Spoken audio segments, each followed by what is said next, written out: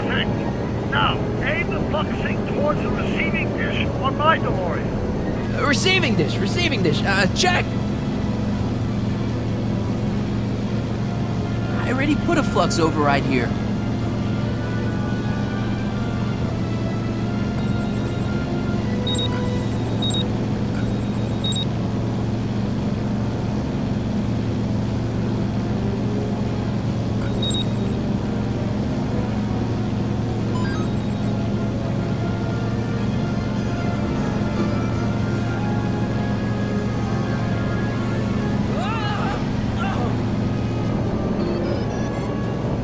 We're almost home, Marty. Just one flux sink left. Get off my car, you hooligan!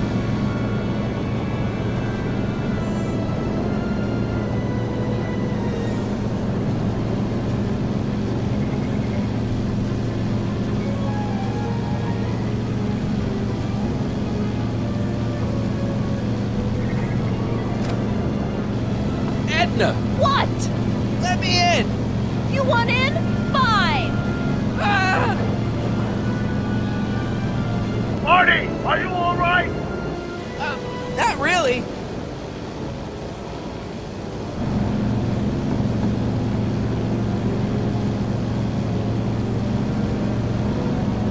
What? Pull over! No! Whoa! Excellent, Marty. Now that you're on top of the DeLorean, you can attach the flux sink to the overhead flux emitter. That's great, Doc.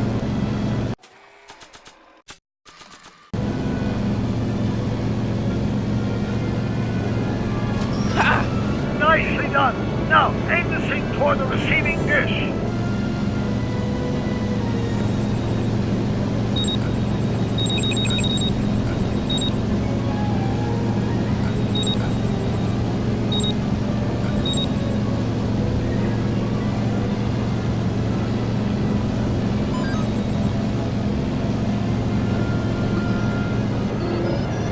That's it. Get out of there, Marty. Phew.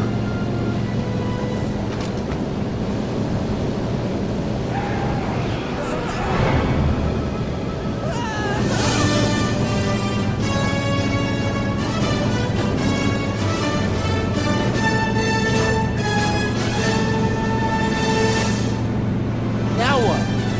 Now we take control of Edna's DeLorean with the flux synchronizers, and that's strange. What? According to these readings, the temporal cohesion of Edna's DeLorean is decaying at an alarming rate. English, Doc. We've got to get Edna home, now!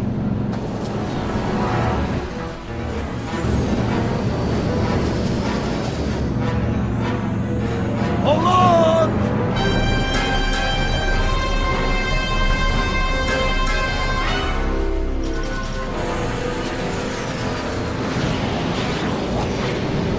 Holy shit! Ah! Ugh.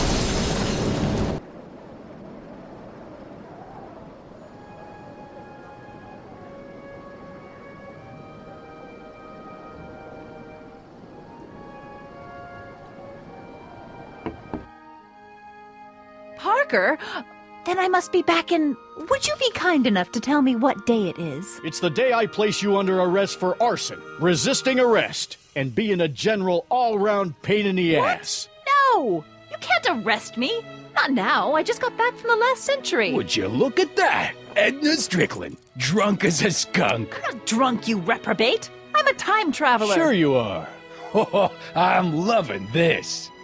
I'll prove it to you. Come with me. We can do the whole day over if you want. We can fix everything. We can start by drying you out. Come on, into the station with you. You can bunk with me, doll. I'd rather die. Stop it! Unhand me, you dolt! Well, I guess that's it for Edna. Yes, I suppose it is. You know, whoever said time heals all wounds didn't know squat about time travel. What do we do about that, DeLorean? No need to do a thing. Ever since we synced up the time circuits, the temporal breakdown in Edna's DeLorean has accelerated at an exponential rate. By my calculations, the timeline should catch up with it in 5, 4, 3, 2, 1, Now! What the hell? Hey, Parker, you're not gonna believe this. See? What did I say? Ready to go home? Wait, Doc, the timeline's not fixed yet. Look.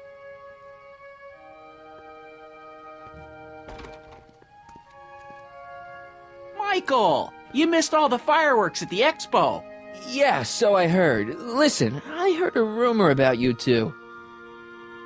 I guess we gotta come clean. Ta-da! Audie took me to Reno last night. Try to keep a secret in Hill Valley. Well, you gonna congratulate us or what? And it's true. My grandpa's married the wrong grandma. I'm done for. Hey, are you feeling all right, kid? You don't look so hot. Trixie, you can't marry Artie. Is this about my past with Kid? 'Cause Audie ain't holding that against me. That's right, darling. The past is the past. Yeah, but... Artie, you can't do this. You're not supposed to get married for another 5 years. Well, I know Trixie and I were taking things slow. But after that witch Edna got me fired with that postcard, we kinda accelerated things a little. The postcard? Oh, man. Can you see through me? Nope, never could figure you out. I thought you'd be thrilled for us. You don't understand. You're supposed to marry Sylvia Miskin. But I did marry Sylvia Miskin. What? You didn't think my real name was Trixie Trotter, did ya?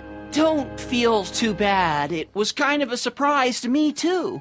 Wait a minute, you're Grandma Sylvie? Grandma? Hey, how old do you think I am, kiddo? But you're so skinny and blonde and...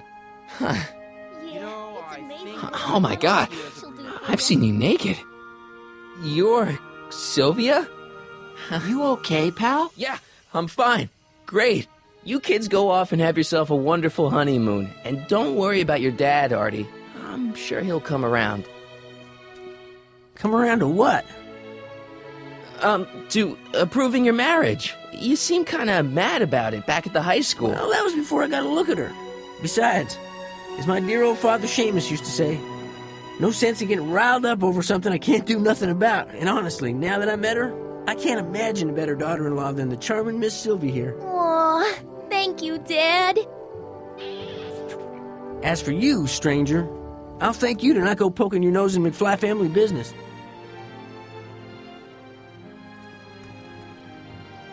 It's been a pleasure, Agent Corleone. See ya in the funny papers, Mikey. Goodbye, Grandma. You know, I took some pictures of Trixie in 1931. Hey, that's my grandma you're talking about.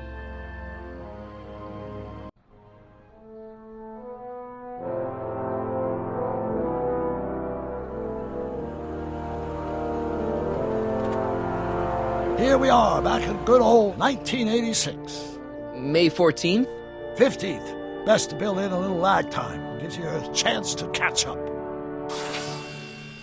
Looks like the estate sale is still going on. Hey, don't you want to stay, Doc? You gotta stop the bank from selling off all your old stuff. What are you talking about? Estate sale? Bank? I'm not dead, Marty. Clara and I are having a little garage sale, that's all. Garage sale? You mean... Marty, you're back from your trip. Hello, Doc. Selling off the family treasures, eh? Not quite, but I hope you find something you like. Speaking of which, did you find what you were looking for? Yeah, I sure did. Great. Hey, is that a box of Asimov? Let me get this straight. Are you telling me you live here now? In 1986? Well, naturally. Claire and I maintain a part-time residence here. Wasn't that the case when you left? No. Strange. I can't imagine not sticking around. After all, I've got my late father's foundation to supervise. If I wasn't here, who'd present the annual Earhart Brown Scholarship for Young Scientists? Something funny? I'll explain it to you later. I don't see what's so funny about looking after a family legacy. Oh, almost forgot. I've got something for you.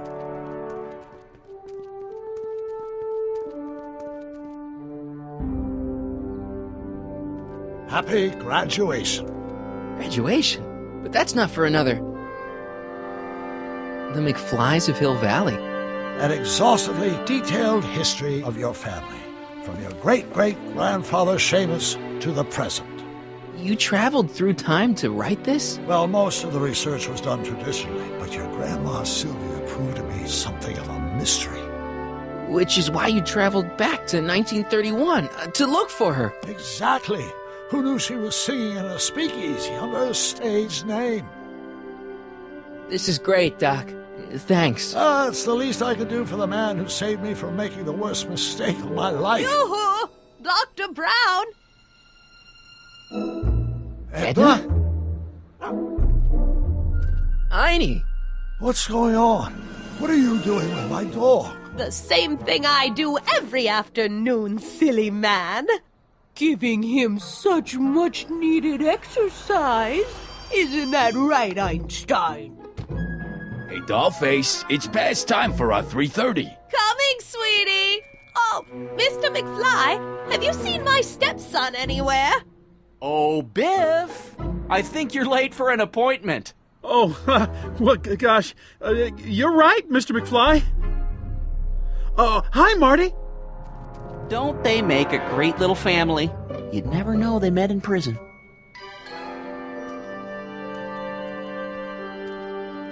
Don't say anything. Let's just walk quietly into the lab and hope there are no more surprises.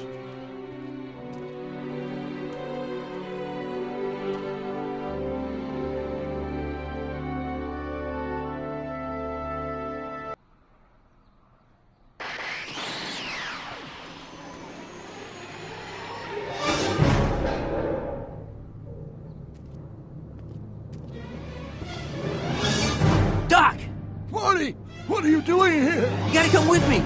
Back to the future. Marty, you can't be here. If your younger self sees you, the consequences could be catastrophic. My younger self? Oh, right. Bring him along, too. This concerns all of us. What do you mean? Does something happen to us? Do we turn into assholes or something? Nah, we're fine. But our great-great-grandkids? They're... What the hell? Great Scott!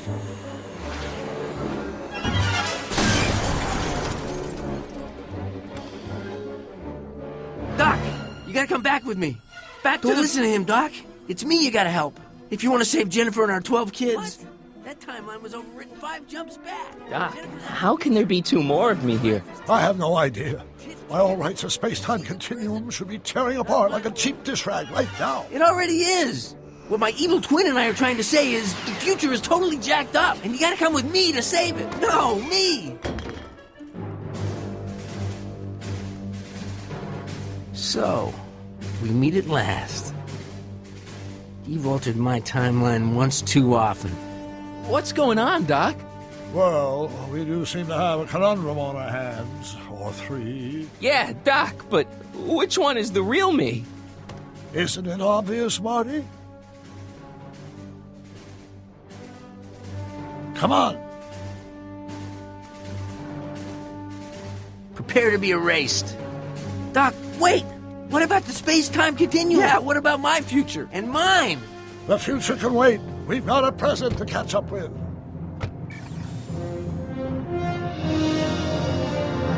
Where to, Doc? Mr. McFly, thrill me.